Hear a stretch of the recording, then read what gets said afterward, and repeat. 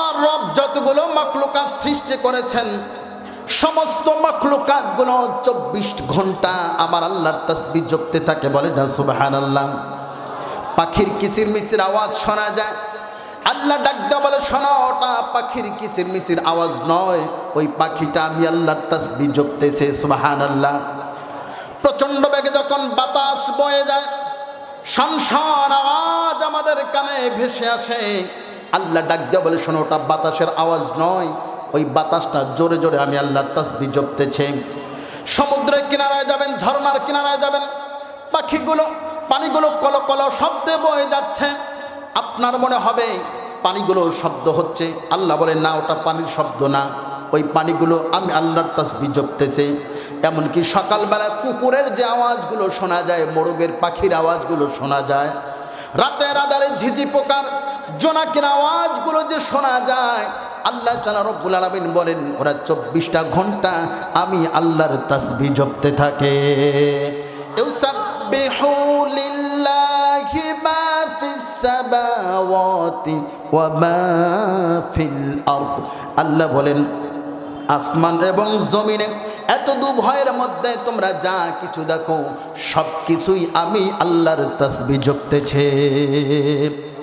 এখন কথা হলো, সমস্ত মাখলুকাতগুলো যদি তাসবিহ জপে আর আপনি মানুষ হয়ে যদি আমার আল্লাহর তাসবিহ না জপেন, আপনি কুকুরের মতো হবেন কেন, শুকরের মতো হবেন কেন, তার চাইতেও নিকৃষ্ট। কথা বলে ঠিক না কি? এবার বাস্তবতা আমি আপনাদেরকে বুঝিয়ে দিচ্ছি। কেন্দুয়া গরু ছাগলের হাট আছে না?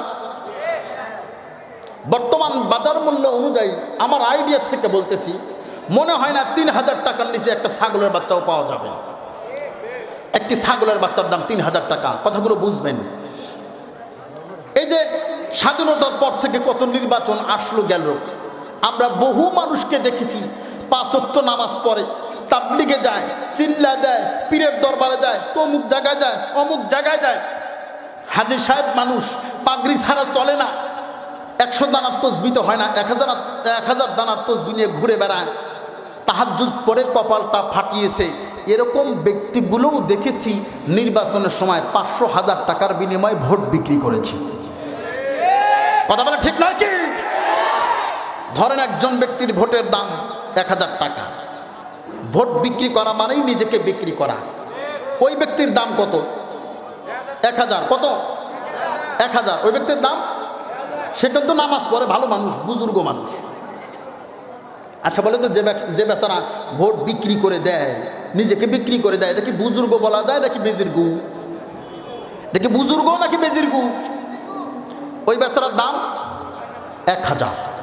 তাহলে কেন্দুয়া একটা বাজারে একটা ছাগলের বাচ্চার দাম 3000। কার দাম বেশি? জোরে বলেন, আর একটু জোরে বলেন। ছাগলের দাম বেশি না? আমি বলি বুজুর্গ, তোমার নামাজ, তোমার রোজা, তোমার তাবলীগ, তোমার চিল্লা, তোমার হজ, তোমার যাকাত, ইমানদার বানানো তো দূরের কথা, মুসলমান বানানো তো দূরের কথা, মানুষ বানানো তো দূরের কথা, 3000 টাকা দামের ছাগলের বাচ্চাও তুমি হতে পারো না। অতএব আল্লাহ বলেছেন উলাইকা কাল আনআম, ওরা হলো চতুষ্পদ জন্তু জানোয়ার। আল্লাহ বলেন না, বালহুমাদল, তার চাইতে ওরা নিকৃষ্ট। এমন নিকৃষ্ট মানুষ আমাদের সমাজে আছে না নাই? জোরে বলেন, আছে না নাই? এজন্য নামাজ পড়লেই হবে না, পেছনেরটা ঠিক রাখতে হবে। আপনি অজুও করতেছেন, পেছন দিক দিয়ে বাতাসও ছাড়তেছেন, কিয়ামত পর্যন্ত অজু করলে কি আপনার অজু হবে? কেন? আগে পেছনের গেট বন্ধ করেন, কিয়ামত পর্যন্ত উজু করা লাগবে না, একবার করলে উজু হয়ে যাবে। এজন্য আপনার পেছনের হারাম অংশ বন্ধ করে দেন। মাগরিবের পরে আলোচনা করেছেন শ্রদ্ধা বড় ভাই শরীফুজ্জামান রাজীপুরি ভাই, তিনি হালাল হারাম নিয়ে আলোচনা করেছেন, চমৎকার আলোচনা করেছেন। আমি একটু বলতেছি, আপনার পেছনে হারাম কাজটা বন্ধ করে দেন। হারাম কাজ চালু রেখে পেছনের দরজা খোলা রেখে কিয়ামত পর্যন্ত উজু করলে যেমন উজু হবে না। একটা হারাম পয়সা খাবেন, হারাম পথে চলবেন, হারাম নেতৃত্ব গ্রহণ করবেন, কিয়ামত পর্যন্ত সিজদা দিলেও একটা সিজদা আল্লাহর দরবারে কবুল হবে না। এজন্য জবান দিয়েছেন কে? আল্লাহর দেওয়া জবান কোনোদিন আল্লাহর জন্য ব্যবহার করে না। অমুক ভাই তমুক ভাই, ভাল্লুক ভাই এগিয়ে চলো, আমরা আছি তোমার সাথে। হ্যাঁ, অমুক ভাই যেখানে আমি আছি সেখানে। এই যে জমিনে দাঁড়ায় আপনি লাফায় লাফায় কথাগুলো যে বলছেন, এগুলো রেকর্ড হয় নাই? কথা বলে না। দুই পাশে দুইটা সিসি ক্যামেরা আছে না নাই? দুনিয়ার ক্যামেরা থেকে ডিলিট করা সম্ভব, কিন্তু আমার আল্লাহর দেওয়া সিসি ক্যামেরা থেকে ডিলিট করা কি সম্ভব? কথা বলেন।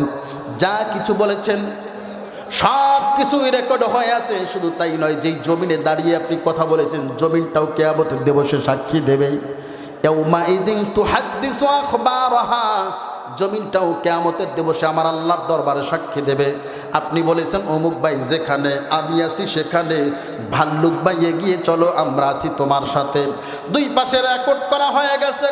কিয়ামতের ময়দানে আপনার উল্লুক ভাই, ভাল্লুক ভাই চাল চুরি, গম চুরি আর দুর্নীতির দায় যদি জাহান্নামে যায়, আল্লাহ তাআলা রব্বুল আলামিন আপনাকে ডাক দেয়া বলবে, বান্দা আমিও তোমাকে জাহান্নামে দিয়ে দিলাম।